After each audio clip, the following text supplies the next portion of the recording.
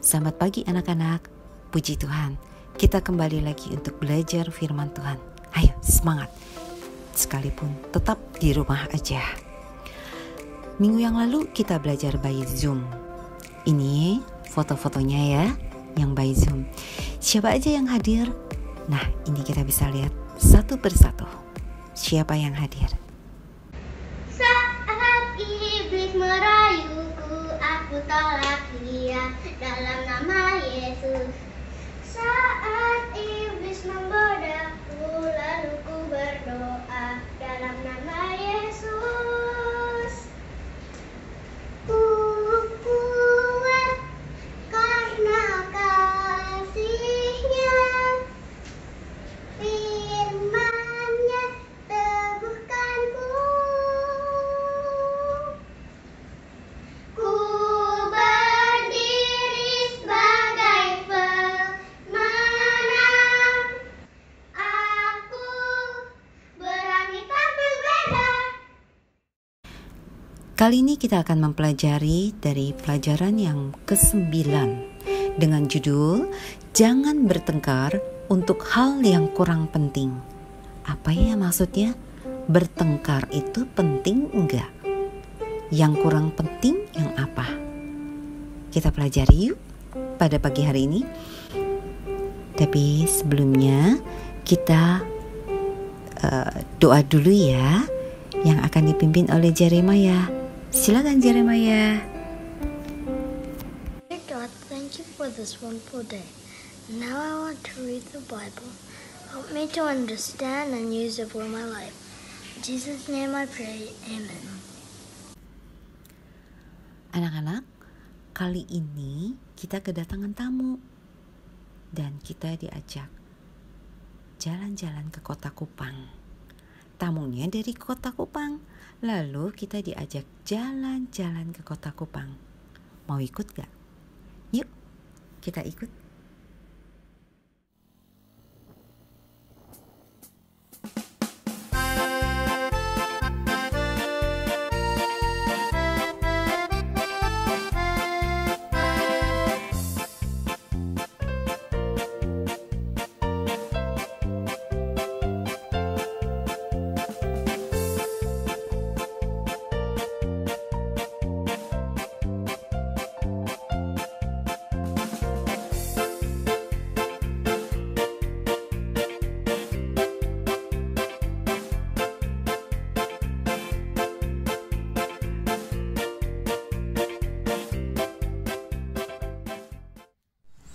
Inilah permulaan kami Rumah Anak House of Joy, Rumah Sukacita.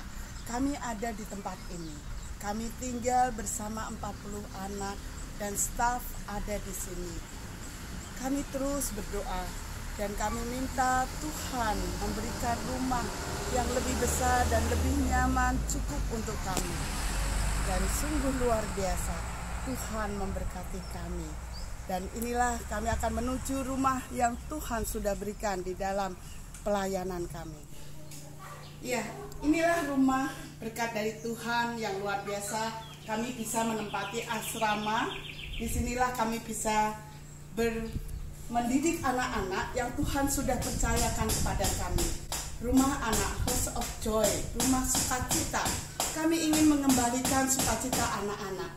Anak-anak ini kami ambil dari kamp pengungsian yang kami layani di Nuel Baki, Tua Pukan, Naibonat, dan di Boneana dan Sulamo. Kami terus rindu melayani anak-anak ini dan kami percaya anak Indonesia adalah anak-anak yang pandai kalau diberi kesempatan. Dan inilah kesempatan diberikan buat kami Yayasan Rebana Indonesia untuk mendidik anak-anak menjadi anak-anak yang takut akan Tuhan, yang mengasihi Tuhan, yang memiliki karakter seperti Kristus. Itulah kerinduan kami semua. Terima kasih, Tuhan memberkati. Terima kasih Tante Maria Endang sudah menjelaskan Rumah House of Joy. Oh, ternyata teman-teman kita di House of Joy juga mau ikut mengawali cerita sekolah minggu kita. Kita simak yuk, apa sih yang mereka akan sampaikan.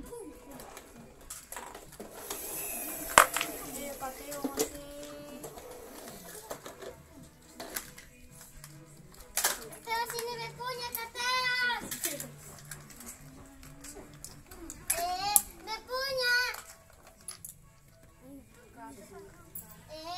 Bepunya Kak Teos.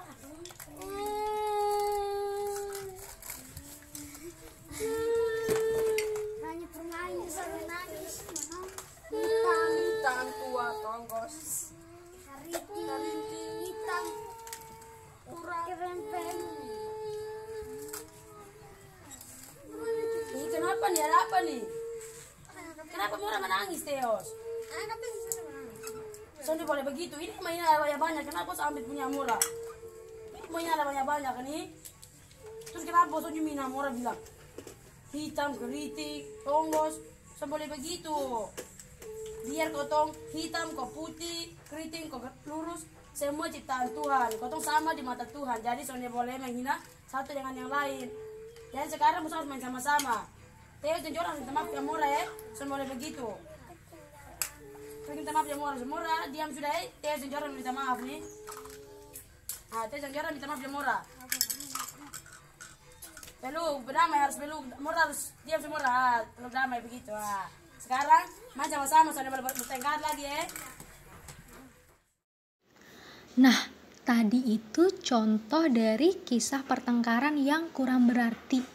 Nah, itu tadi diperankan oleh teman-teman kita dari House of Joy Kupang. Terima kasih ya teman-teman. Adik-adik di sini mau tahu nggak siapa tadi yang terlibat dalam pertengkaran? Nah, jadi tuh yang baju ungu itu yang namanya Amora. Itu sedang bermain dengan Teos dan Jordan. Lalu Teos dan Jordan bilang ke Amora sambil rebut mainannya.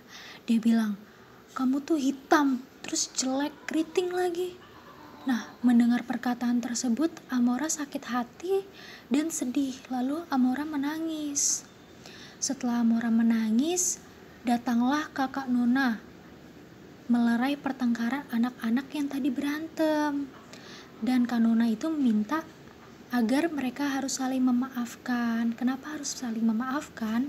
Karena dalam Tuhan kita semua adalah sama. Nah, adik-adik, tahu nggak pelajaran hari ini kita belajar tentang apa? Pelajaran hari ini kita belajar tentang jangan bertengkar untuk hal yang kurang penting. Hal yang kurang penting seperti yang tadi ya, kakak Anya juga punya cerita nih. Mau denger nggak adik-adik? Yuk kita dengerin. Nah, jadi Bu Rinda itu memiliki halaman rumah yang cukup luas. Cukup luas itu berarti luas ya. Bisa buat main-main. Nah, itu sebabnya Tony dan teman-temannya suka bermain di situ. Nah, mereka bermain dengan ceria dan penuh canda tawa. Tapi sore ini ada yang berbeda dari biasanya. Ada apa sih? Ternyata di halaman Bu Rinda terdengar suara gaduh serta tangisan. Tangisan siapa sih? Walah, ternyata tangisan Foni. Kenapa Foni nangis? Ternyata Danu dan Putra yang tadi main-main di sana mengganggu dan mengejek teman-temannya. Nah, Foni menangis karena ia sangat sedih. Karena Danu mengejek rambutnya yang keriting, kulitnya hitam. Lalu Tony menegur perbuatan Danu yang tidak baik. Terus tahu nggak katanya si Danu apa? Mulut ya mulut aku, terserah aku dong mau ngomong apa aja, kata Danu. Terus Putra ikut-ikutan juga ngomong kata kasar kepada teman-teman yang lain. Dia bilang, benar kata Danu, jangan dengerin Tony. Dia kan sok baik, sok pintar, suka-suka kita ya mau ngomong apa aja. Kan ini mulut kita sendiri. Si Putra malah membela Danu. Terus Danu lagi ngomong lagi. Aku mau bilang Foni jelek, rambutnya kayak Dracula. Terserah kita, suka-suka ki. Tiba-tiba pas Danu mau ngomong, Danu menahan ucapannya. Dia baru menyadari kalau Bu Rinda sedang berdiri di depannya dan memperhatikan ocehannya dari tadi. Lalu Bu Rinda ngomong, sayang sekali ya, Danu dan Putra tidak mempergunakan mulutnya dengan baik. Menurutmu, apakah Danu dan Putra bisa bersaksi tentang Tuhan Yesus dengan perbuatan yang demikian? Menurut adik-adik bisa nggak Danu dengan Putra bisa bersaksi tentang Tuhan Yesus dengan perbuatannya seperti itu, mengejek teman-temannya? Yuk kita baca dulu Alkitab kita di 1 Korintus 9 ayat yang ke-19. Kita baca sama-sama ya. Yuk. Sungguh pun aku bebas terhadap semua orang. Aku menjadikan diriku hamba dari semua orang, supaya aku boleh memenangkan sebanyak mungkin orang. Demikianlah bagi orang Yahudi, aku menjadi seperti orang Yahudi, supaya aku memenangkan orang-orang Yahudi. Bagi orang-orang yang hidup di bawah hukum Taurat, aku menjadi seperti orang yang hidup di bawah hukum Taurat.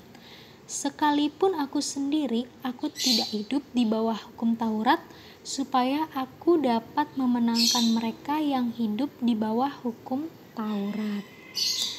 Nah, dalam ayat Alkitab yang tadi kita baca ini, ternyata Paulus itu sangat menghormati orang-orang yang berbeda dengannya. Berbeda bagaimana sih? Nah, sebagai seorang pemberita Injil, Paulus kan sering sekali nih bertemu sama mereka tuh. Nah, demi Injil, Paulus rela menjadikan dirinya hamba bagi semua orang. Artinya apa sih, adik-adik? Nah, artinya itu saat bertemu dengan orang Yahudi, dia akan menjadi seperti orang Yahudi. Nah, saat bertemu dengan orang kafir, ia akan menjadi seperti orang kafir. Kita baca lagi sama-sama di 1 Korintus 21 ya. 1 Korintus 9 ayat 21.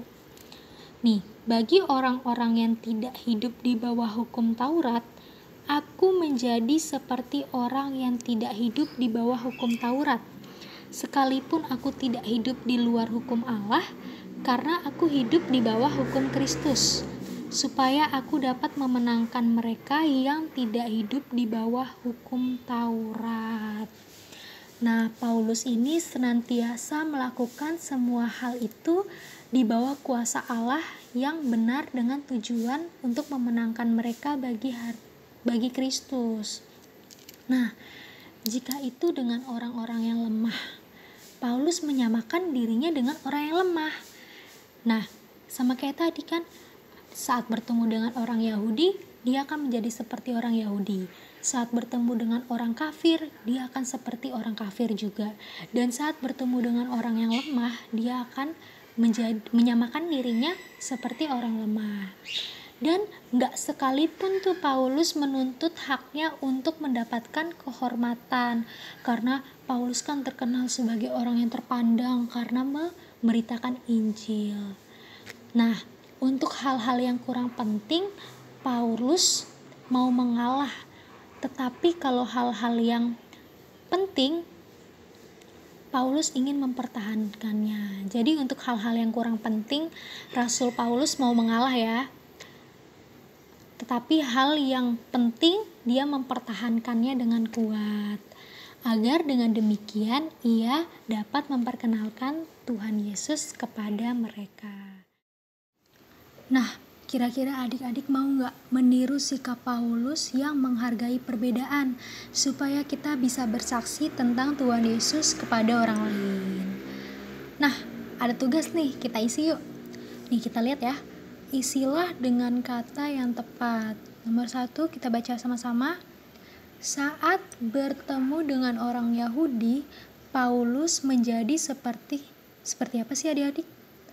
Tadi dia bilang, saat bertemu dengan orang Yahudi, dia akan menjadi seperti orang Yahudi. Jadi jawabannya orang Yahudi ya. Yang kedua, saat bertemu dengan orang kafir, Paulus menjadi seperti orang Yahudi juga atau orang kafir? Kita baca lagi nih di sebelah. Saat bertemu dengan orang kafir, dia menjadi seperti orang kafir. Jadi jawabannya orang kafir ya. Nah, kita lihat lagi di bawah.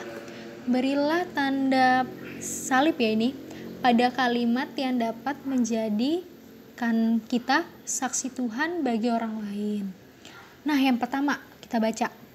Aku menggunakan mulutku untuk menghibur teman-temanku yang sedang sedih.